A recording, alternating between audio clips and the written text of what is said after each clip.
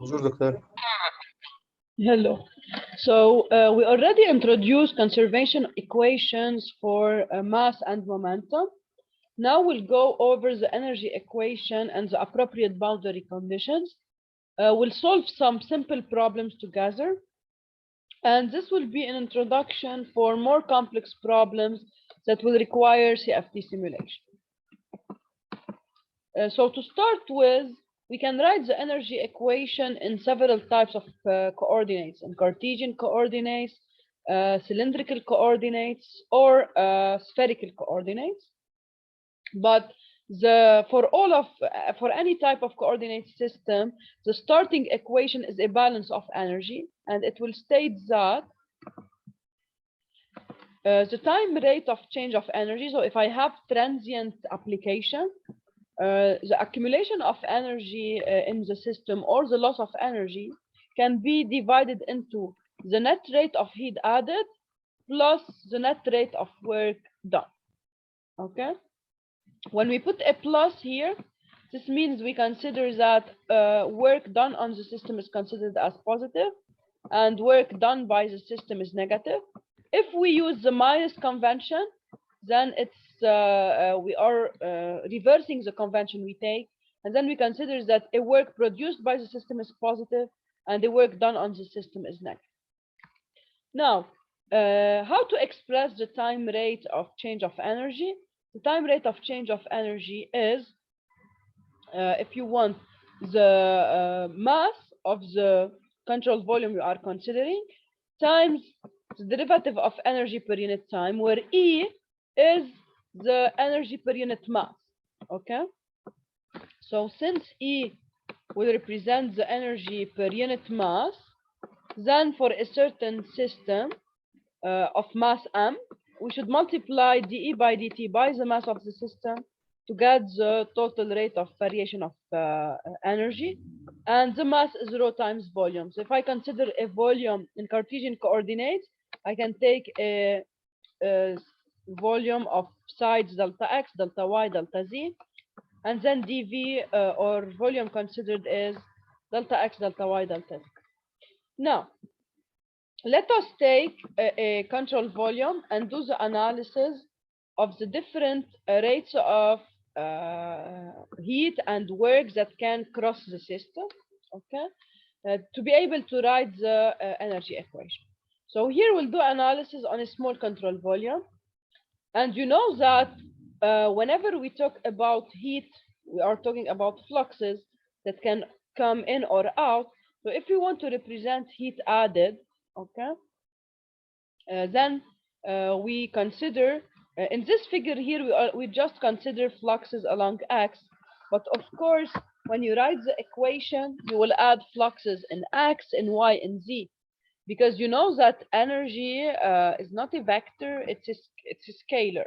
Okay, so you can add values from different directions.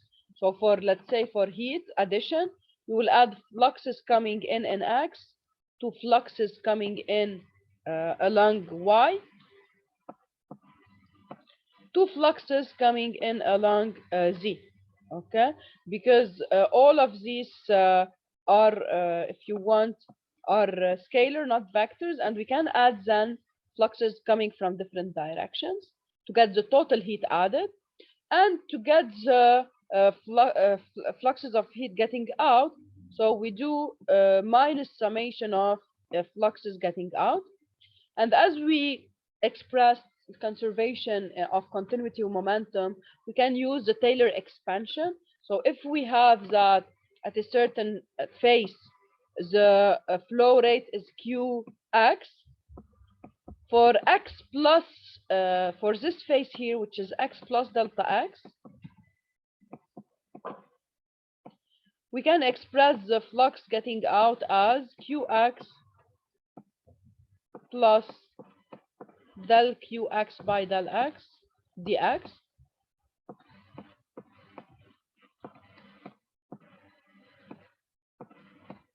And of course, you know that this flux is per unit area.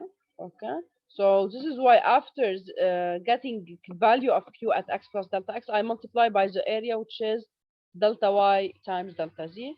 So here, if we are talking about rate of energy, the unit of Q will be watt per meter square. And then when we multiply by the area, we get the value in watt. Now, this is about heat. So for heat, it's relatively simple. I take sum of heat fluxes coming in plus minus sum of heat rejected through outlet fluxes. So now we still have to compute the total work. For the total work it's more challenging because you know that work is done by forces, and we have several types of forces that we introduced when we did the momentum balance. You have shear forces and you have stress forces. Okay, so here, for example, in this figure, to avoid complexity, we just illustrate forces in x direction, and we compute the work done by these forces. Of course, also you should account for forces along y and forces along z, and then you can compute the total work. Also for work, you can add the work contribution of forces in different direction, because when we talk about work, it's a scalar, not a vector. So for example, if we consider, let's say, shear forces along this plane, okay? You already know that whenever you have a shear force, the shear force per unit area is symbolized as tau. The first subscript, when we say tau yx, the first subscript will indicate the direction perpendicular to the face, and the second subscript will indicate the direction of the force, which is here along x. Okay, and as we said, we consider in general when we say tau yx, if y is positive, and if the normal is in the positive direction, then the shear is considered positive in positive x. However, if you take the other face, the normal to the face is downward in negative y, so a positive shear is represented by a narrow directed along negative x.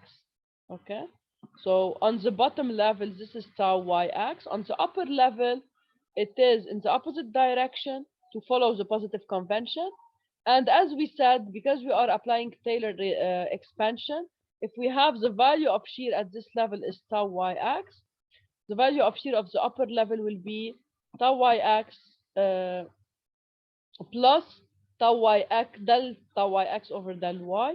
But here we don't care just for the value of tau y, we care for the work done by this force. And the work done is related to the displacement, okay? Because you know that whenever you have, let's say, a force applied on a system to cause work, then you should have a certain displacement value, okay? And because you want to have now, if you want power of work per unit time or power, then you multiply the shear by the velocity. So you should multiply for the lower face, you multiply this shear by the velocity along displacement, which is u component of velocity. And on the upper part, you multiply, you take into account the variation of u times tau. And since you have a certain displacement here along y, so to compute the variation of u tau, you add plus del u tau over del y delta y. And then you can compute the work done by shear forces on different faces. You can do the same procedure for all other faces, and you will repeat this procedure for x direction, y direction, and z direction. Now, for example, if we consider, let's say, another force, here, if we take this face, the force along x will be not a shear force, it's a normal force. So similar analysis, we consider that a normal force is positive if it's doing tension on the element. So on this face, we represent it like this. and sigma x on this face is represented in the opposite direction. And to compute the power resulting from the application of the normal stress, we multiply the normal stress by U, and since the stress is per unit, is force per unit area, then we multiply by the area to get the unit in watt. Okay, and then we can compute the work of this force and the work of this force. Now we sum all works done by forces along X, and we add to them, of course, work of forces done in Y and Z, because as we mentioned before, work is a scalar, not a vector. And then if we do this addition into the energy equation, we will get the following big formula. Okay, so just by including all terms in our equation here, we account for variation of energy through the system, and you will see that in all your terms you will have delta X times delta Y times delta Z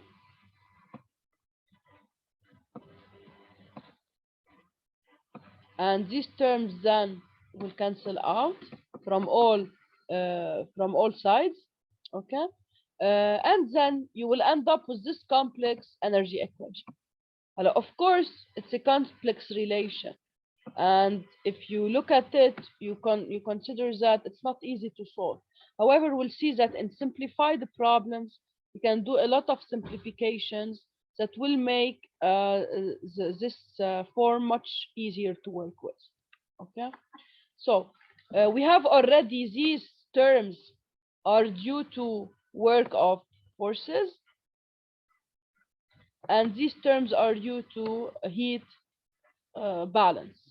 Okay, so the energy fluxes now we will start to if you want to do some replacement and some simplifications, and we'll see that, for example, in case of 1D conduction, this will be much simpler than, so a lot of terms will cancel out and it will be much easier to deal with the equation.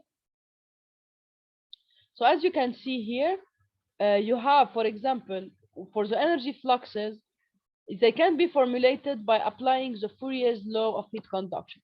So in general, let's say for a solid material, these energy fluxes are conductive fluxes, and they are related to the local temperature gradient. So we can replace Qx by minus lambda del T by del X, where lambda is the conductivity coefficient. We can do the same along Y by relating to the gradient of temperature in Y, and Qz related to the gradient of temperature along Z. Now,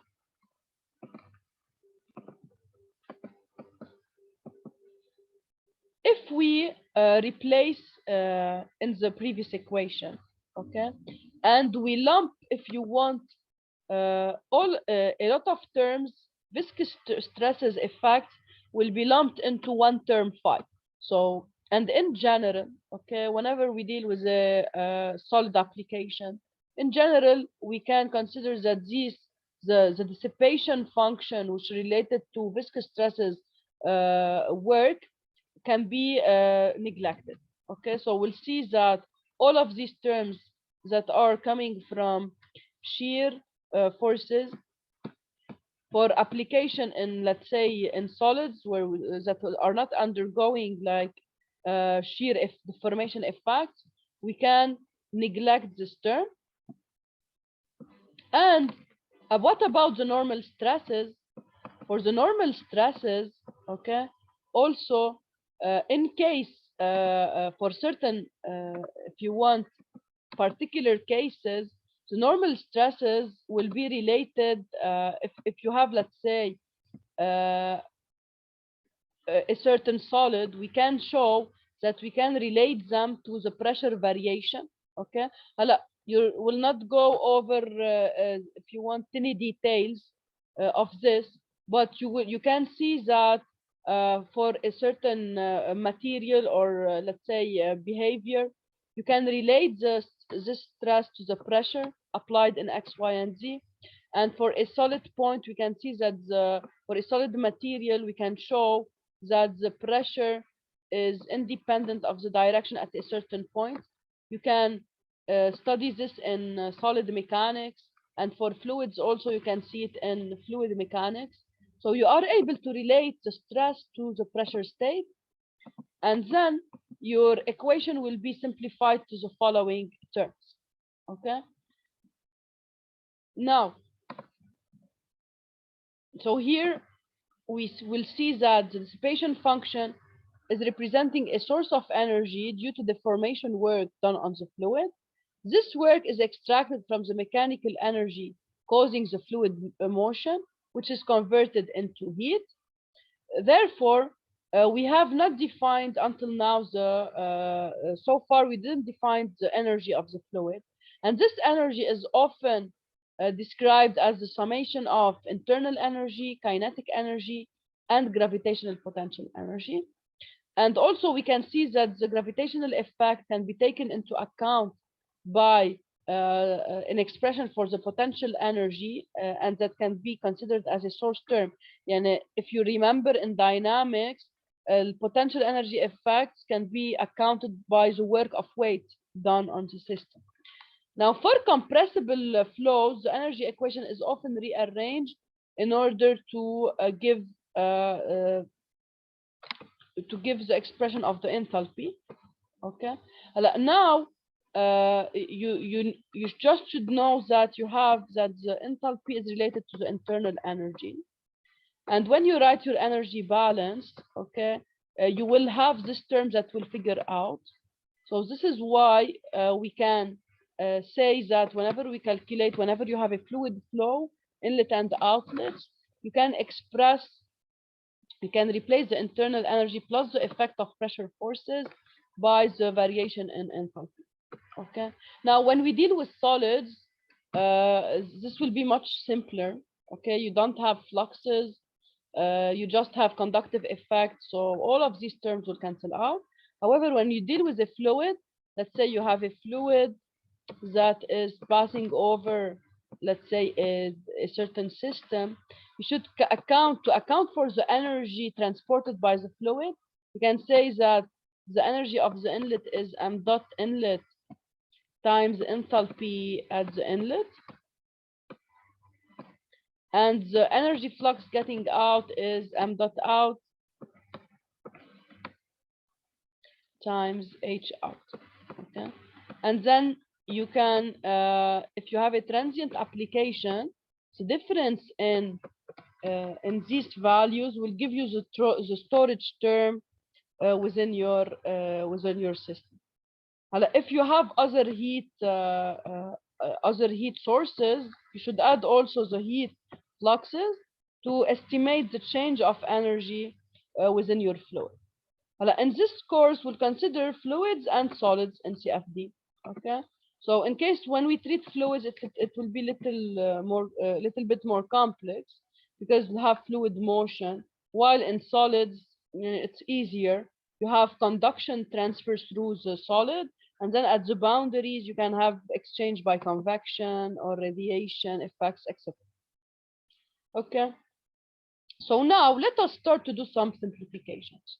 So first, as I told you, the stress state can be related to the pressure state.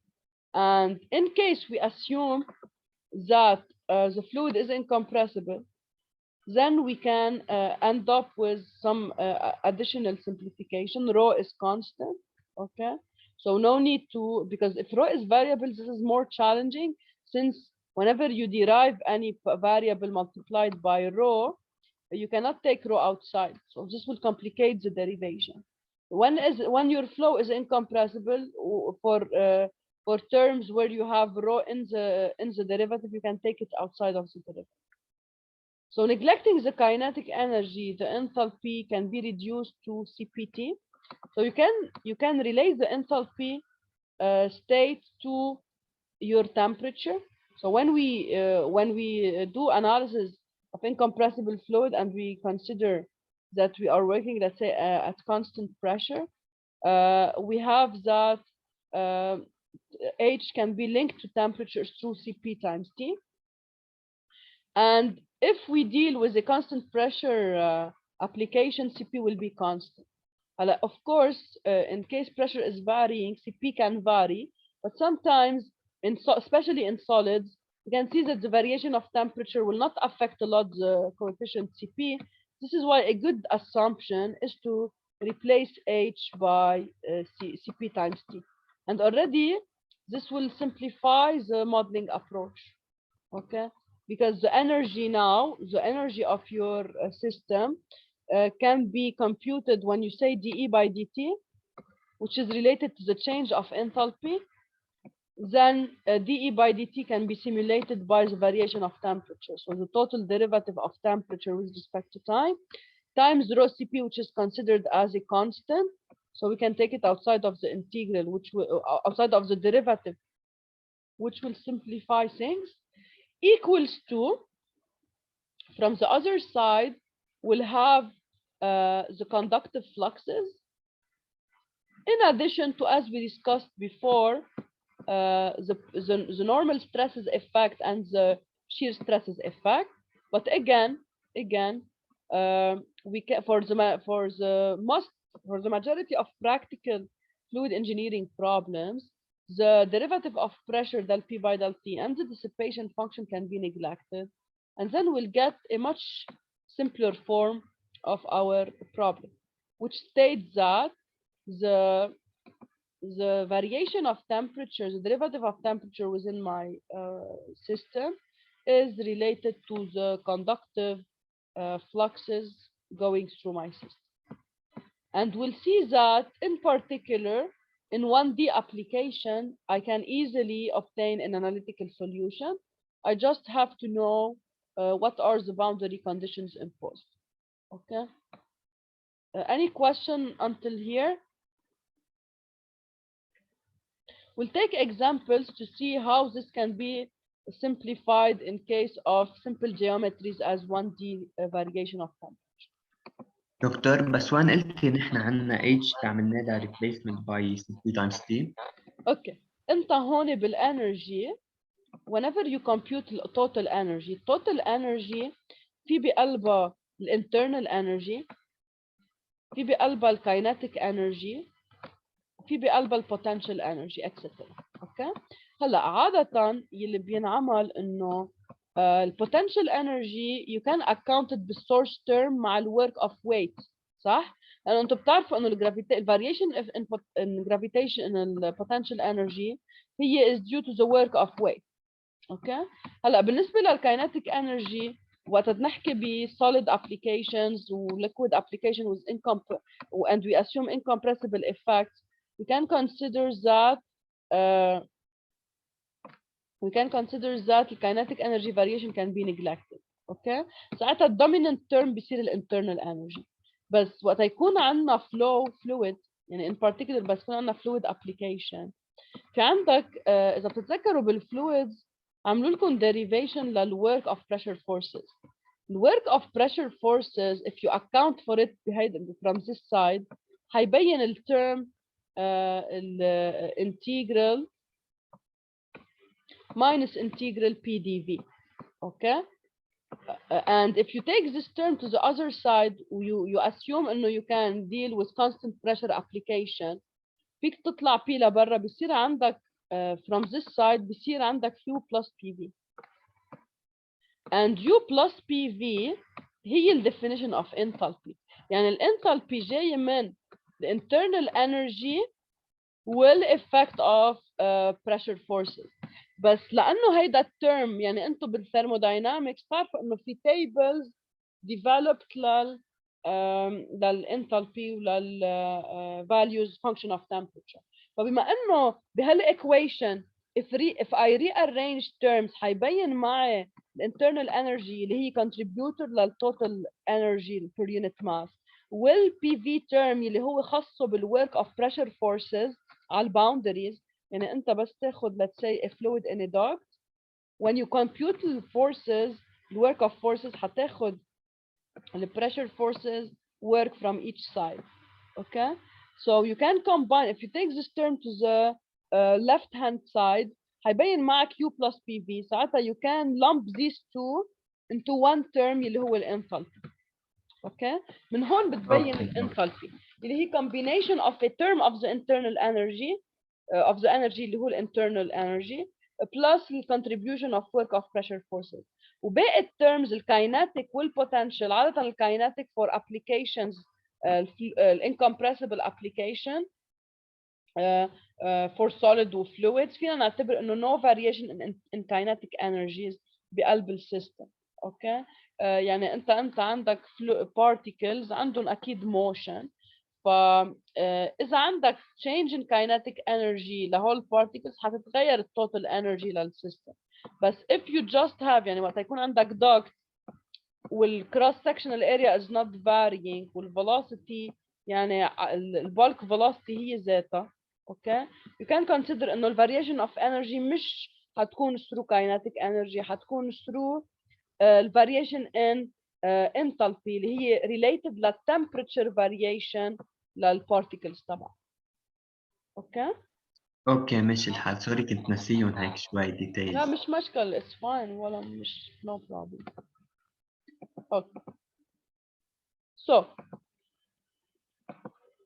So now after doing some إذا بدكم reasonable assumptions يعني بس يكون flow incompressible وبس يكون إذا بدكم الcase where CP is not varying a lot. We can the final form of the energy equation will be simplified to the following one يلي هي rho CP derivative of total derivative of temperature with respect to time is equal to del by del x times lambda del T by del x. هيدا the diffusion term in x direction. I consider also diffusion in other directions in y and z. So if I want to solve for temperature variation within my system, I should solve this equation. Okay? هلا حتى هاي equation بهالform is not very simple to solve لأنه خصوصي إذا عندي 3D variation. But if I have 1D variation and appropriate boundary conditions are provided, I will see that it will be simple to resolve this equation. Okay? Now we'll take together an example to see how we can sometimes obtain a simple analytical solution. هلا هون مثلا اعطونا الكيس اوف 2D. اذا عندي 2D application ساعتها التوتال derivative اذا بتتذكروا كيف بنكتبها total derivative of temperature is divided into local derivative اللي هي derivation with respect to time بنسميها local acceleration term وعندنا الادفكشن term اللي هو related للfluid motion. يعني عندنا we should add to the derivation local derivative with respect to time we add u del t by del x plus v del t by del y plus w del t by del z. بما انه عم ناخذ 2D application advection term is restricted to these two terms equals to ثاني term هو diffusion 1. diffusion term هون بما انه عم نشتغل 2 dimensions هناخذ diffusion along x و diffusion along y. Okay. So this is the general equation for 2D motion. هلا how to solve such equation بدنا اكيد techniques اذا بدكم نكون نعرف boundary conditions ونستعمل integral procedure to be able to solve for it.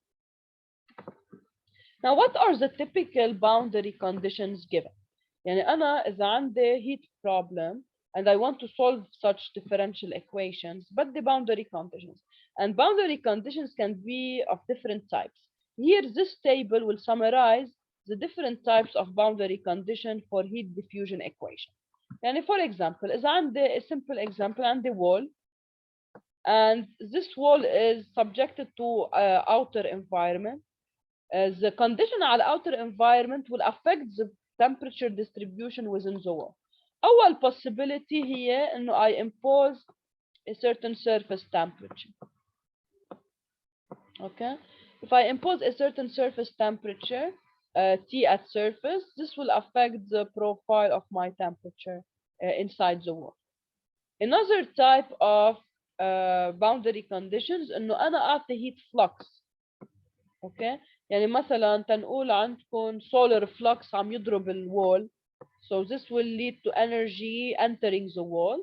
Then I should give you what is the value of this flux, let's say in watt per meter square. Okay. If I give you the value of the flux in watt per meter square, what is the boundary condition that you can write?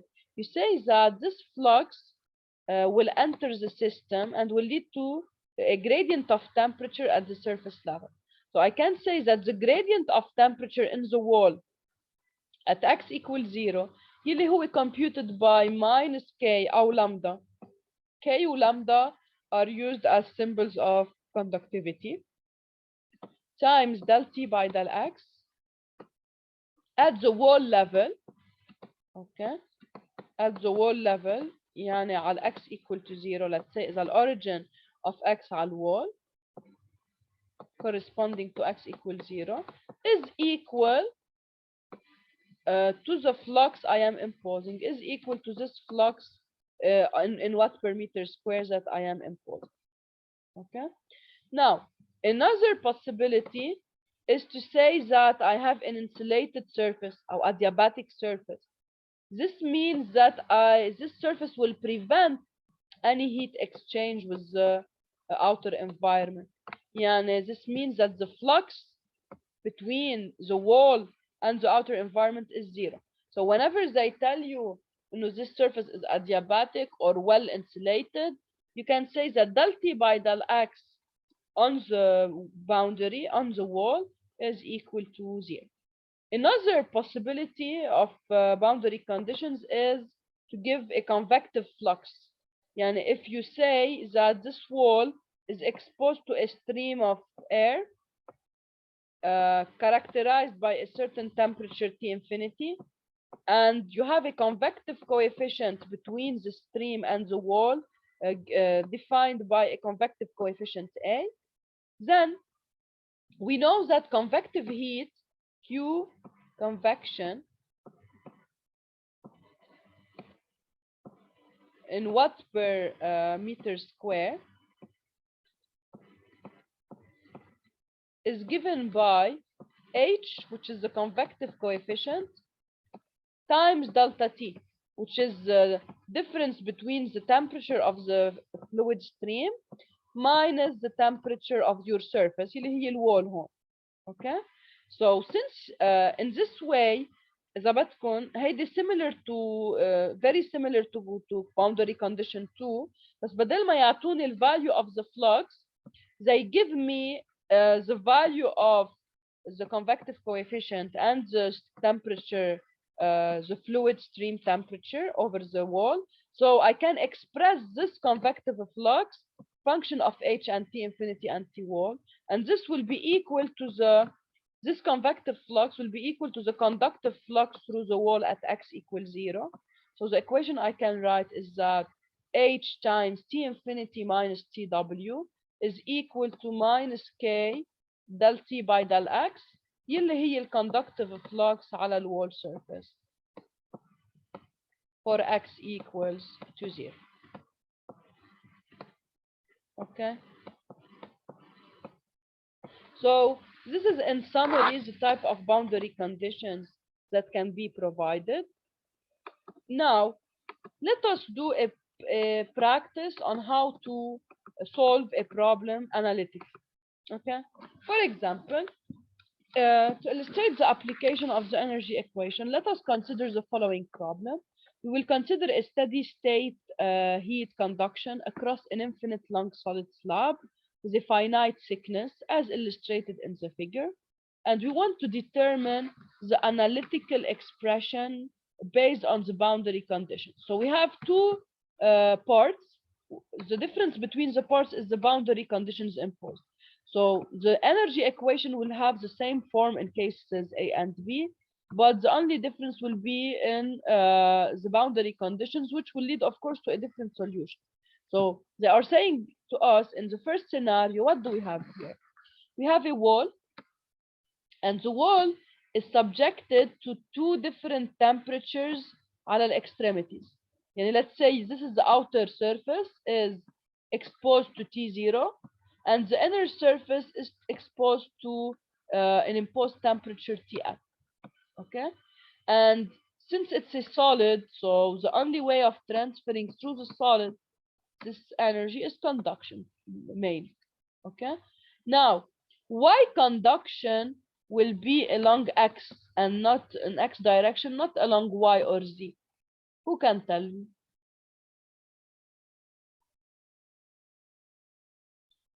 Why I can treat this problem as 1D problem and not 2D or 3D? infinite long solid slab لأنه Very good. أول شيء ال dimensions بال y and z are infinite. Okay. Plus أنا the gradient of temperature that I imposed is along which direction? x. Is along x. يعني أنا I didn't impose any difference in y and z. And since in y and z إذا بدكم عندي infinite dimensions يعني ما عندي constraints أو إذا بدكم exchange with external environment لأنه كتير طويل ال dimensions in y and z للwall.